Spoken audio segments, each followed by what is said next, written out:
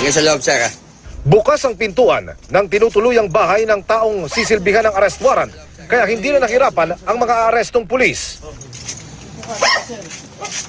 Agad nilang nakapitan ng mga braso at napusasan ang 39 anyos na si Ramon Berin, isang account executive.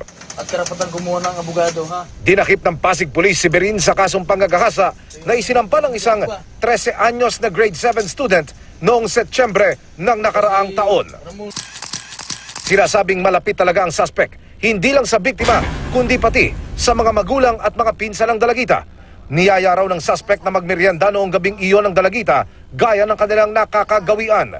Pero pagkatapos, mistulang dinemonya na raw ang suspect. Akala po nagbibiro lang po siya. Tapos nung nagubada rin po siya, sabi ko, nung gagawin mo?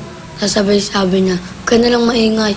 Sabi ko, susumbong ko kay mama ko. Pumalag daw ang biktima, pero Sinubaran niya na po ako, tapos sinusuntok-suntok ko po siya. Tapos yun na po, di ko naman po siya kasi kaya kasi po lalaki siya.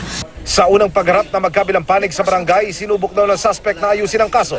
Pananagutan daw niya. Anong masasabi niyo doon? Hindi ako pumayag. Sabi ko, marami pang pwedeng mangyari sa buhay ng anak ko. Hindi ikaw ang nakalaan sa anak ko. Sabi kong ganun. Ang tanda-tandanan niya. Tinatanggi ko po yun. Wala po talagang, hindi po kami nakita ng araw na yun, yung September 12.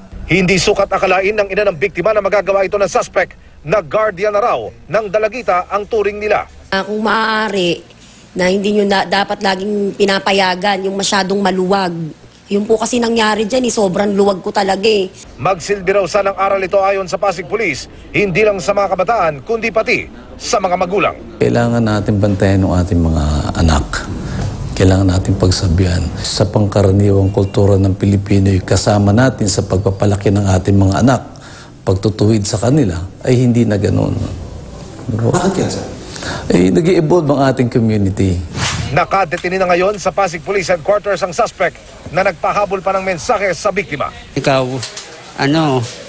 lagi kita natutulungan. Ewan ko pa bakit mo ako ginanto. Pag nagugutom ka, pinupuntahan na, tinetext mo ako, ginaganon, tinachat mo ako, pero ewan ko. Emil Sumangil, Nakatutok, 24 Oras.